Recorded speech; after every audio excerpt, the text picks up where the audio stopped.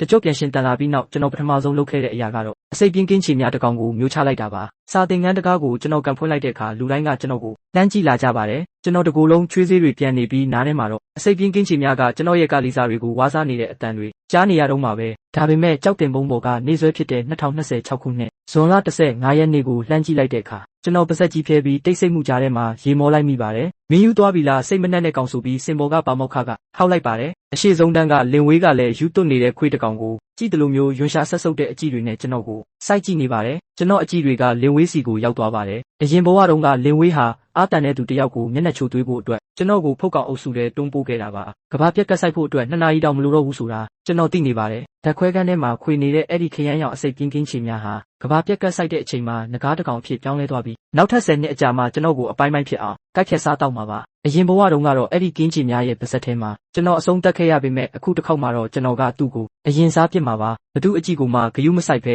အရင်ဘဝကအိမ်မက်ဆိုးတွေကနေရုံထွက်တယ်လို့မျိုးစာတင်ကန်းထဲကနေကျွန်တော်ပြေးထွက်ခဲ့ပါတယ်မိသက်ပစိန်နဲ့ဓာတ်ခွဲခန်းတကားကိုရိုက်ခွဲပြီးငကားဖြစ်ပြောင်းလဲတော့မဲ့ကောင်းလေးကိုကျွန်တော်ရှာတွေ့ခဲ့ပါတယ်သူကဖန်ပလင်းထဲမှာတွန့်လိန်နေပြီးသူ့ရဲ့ကံကြမ္မာကိုသူကိုယ်တိုင်လည်းမသိသေးပါဘူးကျွန်တော်ဖန်ပလင်းကိုယူလိုက်ပြီးကဘာပြက်ကတ်မဆိုင်ခင်နောက်ဆုံးချိန်မှာသူ့ကိုအရှင်လက်လက်မျိုးချလိုက်ပါတယ်လေချောင်းထဲကနေဓာတ်နဲ့လိတလို့ခံစားရပြီးအစိတ်ရည်တွေကကျွန်တော်ရဲ့အစာအိမ်ကိုလောင်မြိုက်စေပါတယ်ကျွန်တော်မြေပြင်ပေါ်မှာလူးလိမ့်နေပြီးအရေပြားတွေကွဲအပ်လိုက်ပြန်ဆက်လိုက်ဖြစ်နေတယ်လို့အယိုးတွေကလည်းတချွတ်ချွတ်မြည်နေပါတယ်အပြင်ဘက်မှာတော့လူတွေရဲ့အော်ဟစ်တန်တွေကပင်လယ်လိုင်းလုံးတွေလိုပြန့်လွင့်လာပါတယ်ကဘာပြက်ကတ်စတင်နေပါပြီတိုးသားပေါက်မုံကိုစားတဲ့သူကတိုးဖြစ်လာပြီးဘဲလေပင်ကိုစားတဲ့သူကဘဲဖြစ်သွားလိမ့်မယ်ဆိုတာသူတို့မကြခင်သိလာကြလိမ့်မယ်လူတိုင်းအသက်လူပြေးနေကြတဲ့အချိန်မှာကျွန်တော်ကတော့ဘေးဒုက္ခရဲ့အရင်မြစ်ကိုမျိုးချလိုက်ပါပြီဒီတခါတော့ကျွန်တော်ဟာအသက်ခံရမယ့်သူတစ်ကောင်မဟုတ်တော့ပါဘူးကျွန်တော်မျက်လုံးကိုအားနဲ့ဖွင့်ပြီးမြေပြင်ပေါ်ကနေဖြည်းဖြည်းချင်းထွက်လိုက်ပါတယ်အင်ဂျီတွေကစုပ်ပြတ်သွားပြီးတမာတဲ့ခန္ဓာကိုယ်ကြီးပေါ်ထွက်လာပါတယ်ကျွန်တော်ရဲ့လက်ကိုကြည့်လိုက်တော့နှုတ်နယ်တလို့ထင်ရပေမဲ့စိတ်ထဲကနေအမိတ်ပေးလိုက်တာနဲ့လက်ချောင်းတွေကြားကနေဓားမြောင်တွေလိုထက်မြက်ပြီ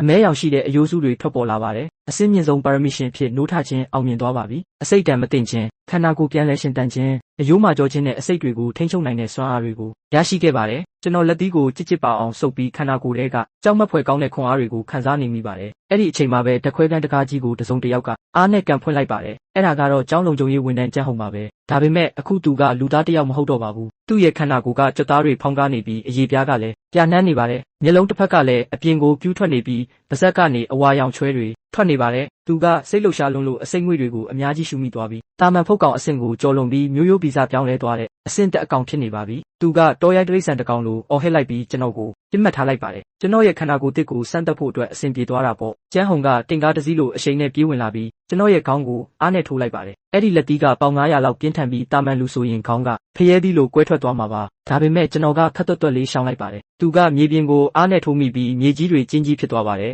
ကျွန်တော်သူ့နောက်ကိုရောက်သွားပြီးလက်ချောင်းကအယိုးစုတွေနဲ့သူ့ရဲ့လက်ပင်ကိုဖျက်လိုက်ပါတယ်ဒါဟာအဆင့်မြင့်စွမ်းအားရှင်နဲ့တာမန်ပြောင်းလဲထားတဲ့အကောင်ကြားကကွာခြားချက်ပါပဲကျွန်တော်သူ့ရဲ့ရင်ဘတ်ကိုခွဲလိုက်ပြီးနှလုံးသားကနေမုံညင်းစေးလောက်ရှိတဲ့မိခိုးရောင်ပုံဆောင်ခဲကိုထုတ်ယူလိုက်ပါတယ်ဒါဟာကဘာပြက်ကတ်ထဲကငွေကြေးဖြစ်တယ်လို့တိုးတက်ဖို့အတွက်အရင်းမြစ်လဲဖြစ်ပါတယ်ကျွန်တော်အဲ့ဒီပုံဆောင်ခဲကိုပါဇက်ထဲထည့်ပြီးချိုချင်စားတယ်လို့မျိုးဝါးစားလိုက်ပါတယ်ဝမ်းပိုက်ထဲကိုနှွေးထွေးတဲ့စီကြောင်းတစ်ခုစီးဝင်သွားပြီးအခုလေးတင်တိုက်ပွဲမှာကုံဆုံးသွားတဲ့အားအင်လေးတွေကချက်ချင်းပြန်ပြည့်သွားတယ်မလုံလောက်သေးဘူးနဲလုံးနဲ့ကျွန်တော်ကောင်းမော်ပြီးကိုတောင်အပြင်ဘက်ကအပင်တွေဖုံးလွှမ်းနေပြီးအော်ဟစ်တန်တွေစူညံနေတဲ့အကြောင်းဝင်းကြီးကိုကြည့်လိုက်တယ်ကျွန်တော်မျက်ဝန်းတွေထဲမှာငရဲခန့်လိုမြင်ကွင်းတွေအရေးထင်နေပေမဲ့မျက်နှာပေါ်မှာတော့တားကောင်ဖမ်းတဲ့သူတယောက်ရဲ့ရက်ဆက်တဲ့အပြုံးမျိုးပေါ်နေတယ်ကျမ်းပြင်ပေါ်ကမိသက်ပစိန်ကိုကောက်ကင်ပြီးကျန်းဟုံရဲ့အလောင်းကိုကြော်ဖြတ်ကဓာတ်ခွဲခန်းထဲကနေတလန်းချင်းထွက်လာခဲ့တယ်တကားအပြင်ဘက်မှာတော့အရင်ကရင်းနှီးခဲ့တဲ့ကျောင်းဝင်းဟာတက်ကွင်းကြီးဖြစ်နေပြီးထွက်ပြေးနေတဲ့ကျောင်းသားတွေကိုနောက်ကအတူတူတက်နေတဲ့တငယ်ချင်းတွေကလဲချပြီးကြိုက်ခဲစားတောက်နေကြတယ်ကျောင်းသား10ယောက်ကျော်လောက်ဟာခေါင်းပြက်နေတဲ့ရင်ကောင်တွေလိုစာတင်ဆောင်ဘက်ကနေပြေးလာနေကြတယ်သူတို့တကိုယ်လုံးမှာသွေးတွေနဲ့တချို့ကဖက်နှက်တွေကျပြောင်နေပြီးတချို့ကအင်ဂျီတွေစုပ်ပြက်နေတာမျက်နှာပေါ်မှာတော့အဆုံးကုန်ကြောက်လန့်နေတဲ့အရေးအယောင်တွေအပြည့်ပဲအရှိဆုံးကပြေးလာတဲ့သူကဘတ်စကတ်ဘောဝတ်စုံဝတ်ထားတဲ့ကောင်လေးတစ်ယောက်ဖြစ်ပြီးလက်ထဲမှာကြမ်းတိုက်တဲ့တုပ်ကိုကင်ထားကလမ်းပိတ်နေတဲ့မိန်းကလေးတွေကိုသူပိုမြင်ပြေးနိုင်ဖို့အတွက်ယူသွတ်စွာဖယ်ရှားပစ်နေတယ်အဲ့ဒီလူအုပ်နောက်မှာတော့ခန္ဓာကိုယ်ကြီးမားတဲ့တွားတွားတတဝါကြီးတစ်ကောင်လိုက်လာတယ်အဲ့ဒါကတကယ်တော့ကျောင်းထမင်းစားဆောင်ကဒေါ်ကြီးဖြစ်တင်တာဒါပေမဲ့အခုတော့သူမရဲ့ခြေလက်တွေကပြောင်းပြန်လိမ့်တွနေပြီးပင့်ကူတကောင်လိုကျမ်းပြင်ပေါ်မှာတွားတွားနေတဲ့ဘိုက်ကွဲအာနေတဲ့နေရာမှာသွားချွန်တွေအပြည့်နဲ့ပါဇက်ကြီးတစ်ခုရှိနေပြီးလန်တချောင်းလိုရှည်လျားတဲ့ရှာကြီးကထွက်ပေါ်လာတယ်ကဲပါဦးလီဟောက်ရီကဲပါဦး လူဝကောင်ကဘေးကတစ်ပင်တပင်ကိုဆွဲကင်ထားပြီးအဲ့ဒီဘက်စကတ်ပေါ်ကောင်လေးကိုမျောလင်းချက်မဲ့စွာလှမ်းအော်တယ်လီဟောက်လို့ခေါ်တဲ့အဲ့ဒီကောင်ကနောက်လှည့်ကြည့်လိုက်ပေမဲ့မရက်တဲ့အပြင်ပိုတောင်မြန်ပြေးသွားသေးတယ်ဘေးကမိန်းကလေးကိုတောင်တရဝါကြီးရဲ့တိုက်ခိုက်မှုကိုတားဆီးဖို့အတွက်နောက်ကိုတွန်းပစ်လိုက်သေးတယ်လူစိတ်ဆိုတာဘယ်နှခါကြည့်ကြည့်ဒီလောက်တောင်ယုံညံ့တာပဲကျွန်တော်လမ်းလေခေါင်မှာရက်နေပြီးလက်နှစ်ဖက်ကိုအိတ်ကက်ထဲထည့်တာဒီပြဆက်ကကျွန်တော်ရှေ့ရောက်လာတာကိုအေးဆက်ဆက်ကြည့်နေခဲ့တယ်ဖယ်ဆန်းလမ်းမပိတ်နဲ့လီဟောက်ကလမ်းပိတ်နေတဲ့ကျွန်တော်ကိုမြင်သွားတယ်ဒီလိုအရေးကြီးတဲ့အချိန်မှာသူကျွန်တော်မျက်နှာကိုတေချာမကြည့်နိုင်ပဲကြောက်လန့်တုံရင်နေတဲ့လမ်းသွားလမ်းလာတယောက်လိုပဲထင်ပြီးသူ့လက်ထဲက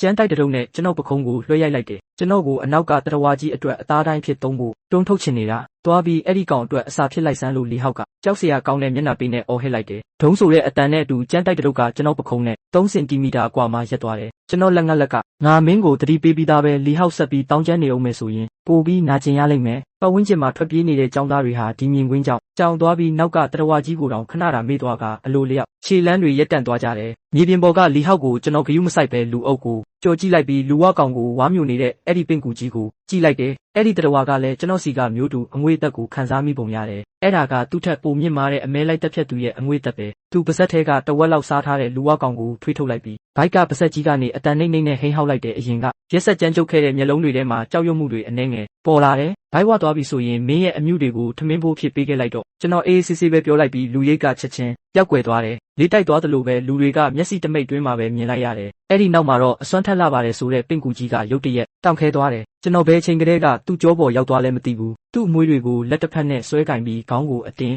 ဆွဲမလိုက်တယ်နေလို့နဲ့ညာဘက်လက်ကအယိုးစုကစက်တုံဖြူလိုလဲပတ်ပြီးတရဝါကြီးရဲ့ဦးကောင်းထိတ်ကနေဓာတ်ရိုက်ထိုးဖောက်သွားကအုံနောက်ကိုဖြတ်ပြီးမေးစေးအောက်ကနေထွက်လာတယ်ကြီးမားတဲ့တရဝါကြီးရဲ့အလောင်းကဒုံးဆိုပြီးလဲကျသွားပြီးခရမ်းရောင်ဖုံမုံတွေလွင့်ပြန်သွားတယ်တကွင်းလုံးတိတ်ဆိတ်သွားတယ်ကျွန်တော်တရဝါကြီးရဲ့ဦးကောင်းထဲကအစိမ်းရောင်အမြူတွေကိုနှိုက်ယူပြီးအင်ဂျီနဲ့တုပ်လိုက်ကအလောင်းပေါ်ကနေခုန်ဆင်းလိုက်တယ်အဲ့ဒီចောင်းသားတွေကပါဆက်အဟောင်းသားနဲ့ကျွန်တော်ကိုကြည့်နေကြတယ်တရဝါကြီးရဲ့အလောင်းဘေးမှာရက်နေတဲ့ကျွန်တော်စီမှာတွေးတဆက်တောင်မပေကြံနေဘူးသူတို့ရဲ့မျက်လုံးတွေကကြောက်လန့်မှုကနေကြောင်မှုစီပြောင်းသွားပြီးနောက်ဆုံးမှာတော့ယူတွတ်တဲ့မျောလင်းချက်တွေဖြစ်လာတယ်အဲ့ဒါကရင်းနစ်နေတဲ့သူကနောက်ဆုံးမျက်ပင်တပင်ကိုဆွဲကင်လိုက်တဲ့မျက်လုံးမျိုးပဲလူအုပ်ကြီးကချက်ချင်းဝိုင်းလာကြတယ်အခုလေးတင်တယောက်ကိုတယောက်တွန်းဖယ်နေကြတဲ့သူတွေကအခုတော့အဖေရင်းကြီးကိုတွေးလိုက်ရတယ်လို့မျိုးကျွန်တော်ဘောင်းဘီအနာကိုဆွဲဖို့ကြိုးစားနေကြတယ်အဲ့ဒီအချိန်မှာအရှိဆုံးကလီဟောက်ကရုတ်တရက်ထွက်လိုက်တယ်မင်းဒီလောက်တောင်တမာနေတာကိုဘာလို့စောစောစီးစီးလက်မလုပ်ခဲ့တာလဲဒါဆိုရင်တငယ်ချင်းတွေအများကြီးအသက်ဆုံးရှုံးเสียမလို့တော့ဘူးပေါ့မင်းသူတို့ကိုတတ်လိုက်တာပဲဟုတ်တယ်သူပြောတာမှန်တယ်မင်းလူတိုင်းကိုရှင်းပြရမယ်ငါအဖြေသိချင်တယ်မင်းဘာလို့မကယ်တာလဲအားလုံးကမင်းကြောင့်ပဲ